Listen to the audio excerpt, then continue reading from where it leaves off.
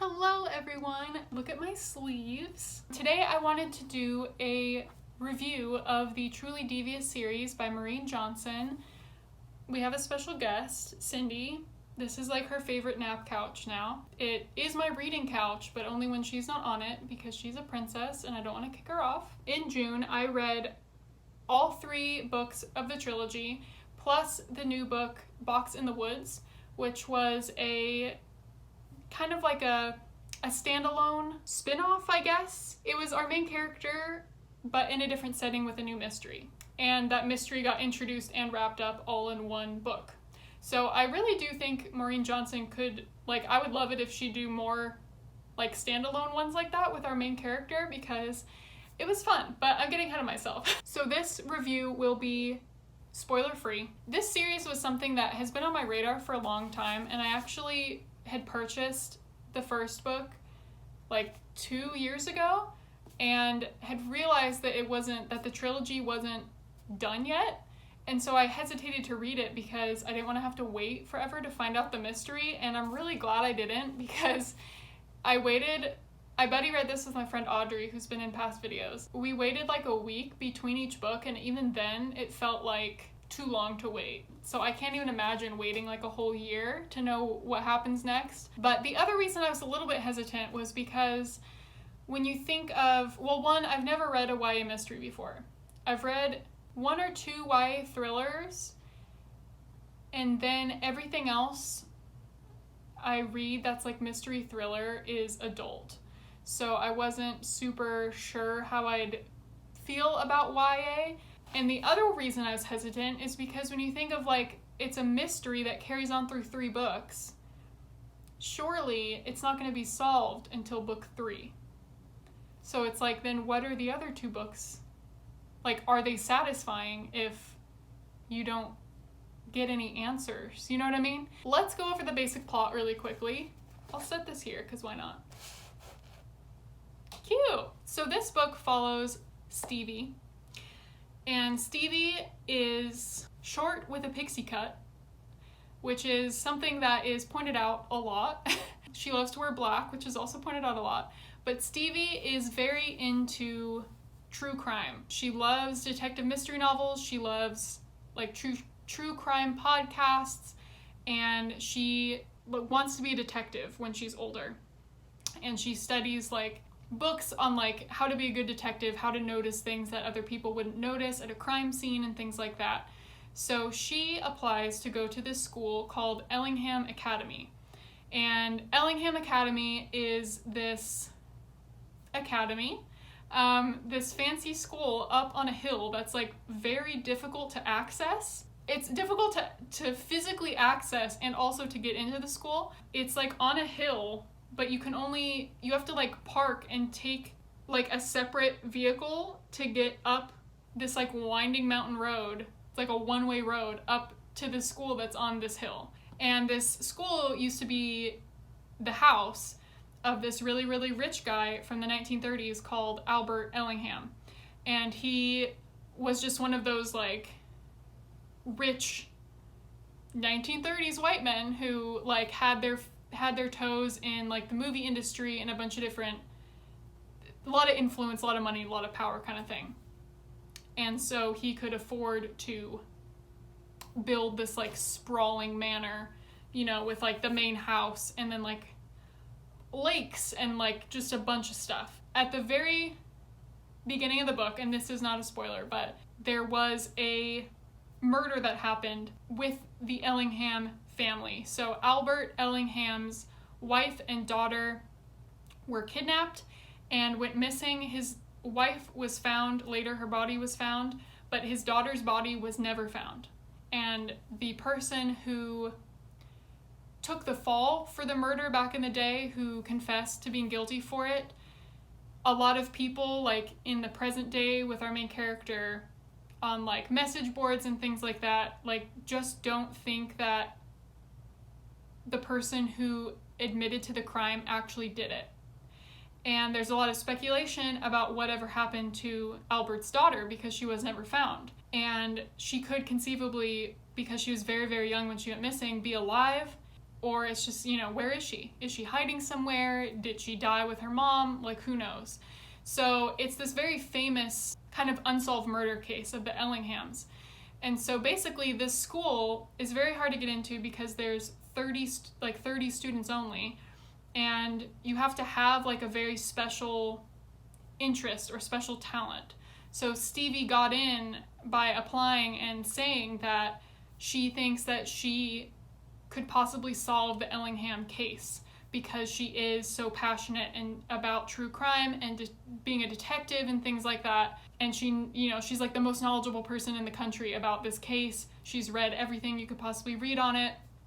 And so that's how she got in. And she meets her two main friends, which are Nate and Janelle. And Nate was a famous, I don't know about famous, but he published a really popular book. And obviously he's a teenager, so he did that at a very young age. And so that's kind of what got him into this school, was he's like a really, really good writer. And then Janelle, I believe it was because of like her engineering skills. Like she's very crafty. She can like build things, build robots and things like that. And so throughout this first book especially, Stevie's trying to kind of piece together the mystery of the Ellinghams while being at the school itself. The first book, I think honestly was my least favorite. And that's only because, as you can imagine, the main, most interesting mysteries that came out of this first book were not answered in this first book. And there's a lot of mysteries aside from the main Ellingham murder. There's a lot of like smaller things that are happening at the school that are just as interesting. So you kind of have like present day mysteries, and then you also have this big one in the past that Stevie's trying to solve. There's a lot of really creepy, like there's some really good creepy scenes that really stuck with me from this first book. But aside from that, I do think it was very slow getting started. The first like 150 pages were very slow, and I think it was because I was buddy reading it that I managed to just fly through them anyway. If I was reading it on my own, I don't know, I feel like I might have taken way longer to read this one. We do get some little answers to some little things, but obviously not like any big questions answered. So then with the second book, The Vanishing Stair, I do think it was a lot stronger than the first one. I enjoyed it more overall. It was a lot quicker paced because we already knew everyone's backstory. And there's a lot of people, like aside from her two friends that I mentioned, there's probably like 4 or 5 other students that between these 3 books are pretty large supporting characters. And so it took a lot of time in this first one to kind of be able to differentiate them and understand, who they are and things like that. There also was some LGBTQ representation in this, which was nice. The second one, I think, was just a lot more intriguing. And the third one, I think, was the strongest and was my favorite just because it's like everything has to get answered by that one, There were a lot of bigger, like some of the larger mysteries from this first one were solved in the second, and then just like more resulted from solving them, if that makes sense. The first book and the second book do end on a huge cliffhanger, which again is like why I'm really glad I didn't wait for these to come out every year, because that would have sucked. The third one just wrapped up really well. I really like how it kind of all tied together, and the way that Stevie goes about kind of solving these cases, or like investigating them, or interviewing people, or like doing like a big reveal, feels very much like an Agatha Christie book. And she references Agatha Christie a lot. And if you've read an Agatha Christie, like typically you have, especially with the Poirot ones, they kind of follow a formula where, you interview people, but it's more about what the people aren't saying than what they are saying. And at the end, he kind of gathers everyone together in a room and, makes a big spiel about, this is what I found and this is who I thought it was at first, but then it can't be that person because it's actually this person. And then that person's there in the room with everybody else. Sometimes, but, generally speaking. And some, not always, but some of those tropes, like, were in this series and were like recognized and were, like Stevie did that on purpose, because a lot of her interest in this detective field came from reading Agatha Christie books and the Sherlock Holmes stories. And so I just really love that. As an Agatha Christie fan myself, I don't know, I found it really cool, and I really like that about it. One of the downsides was we did not like Stevie's love interest. That really kind of bugged us, and it like obviously like was present throughout the whole trilogy, and in Box in the Woods, the fourth book too. She's just too good for him. And it was one of those things where I'm like, maybe it's just like, I don't know if it was so much like his character, or it was just us getting kind of bothered by the fact that there was like this weird little like side focus on romance in the first place. And I think that's something that more often than not, I don't like when a YA thing includes romance, when it doesn't feel like it needs to, or like it doesn't advance the overall plot. So it's like in there just because it's in there, if that makes sense. So I don't know how much of that is like the actual character being annoying, or if it's just us being annoyed at the fact that like, why is there this romance in here when it doesn't really serve a purpose? I don't know. That's just like a weird thing I have with YA sometimes, is I'm like, does everyone need to be crushing on somebody else? I don't know. Yeah, so those are my thoughts on the first trilogy. And then the little standalone one called Box in the Woods was so fun. It came out this year, and it's the perfect summer read. It is set in a summer camp. It takes place kind of right after the third book. Oh, that's another point. The trilogy, the books take place like one right after another. So it's crazy to think that like so much happens in those 3 books, and it all takes place like within a couple months.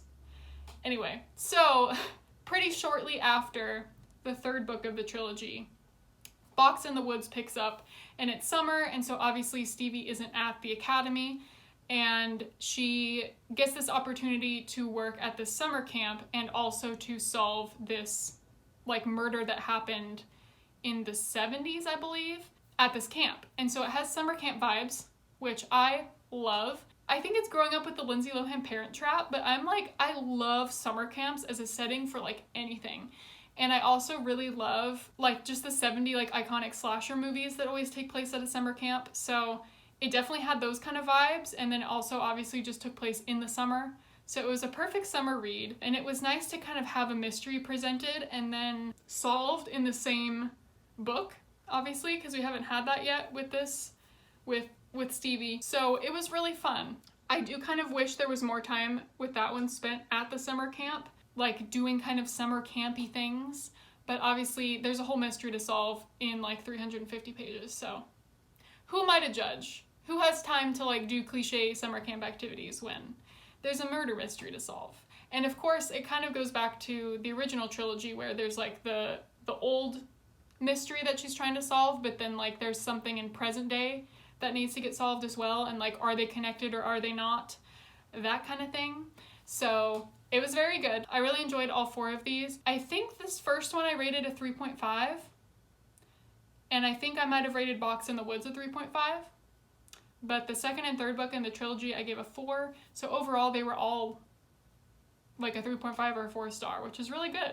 I would definitely recommend this if you want just like a fun mystery. There was some really good humor in this too, and there was also, I forget which one of the 3 books it was, but there's just some really good like seasonal like atmosphere settings, because you like Stevie will spend like winter there or like fall there, and the book that took place in the fall, which I think was the second one, just like the vibes of it, like an old, you know, academy in the fall with like pumpkins and gold leaves, and it was just, I don't know, I'm a sucker for fall, and I'm also a sucker for books set like at a school, like a boarding school kind of school.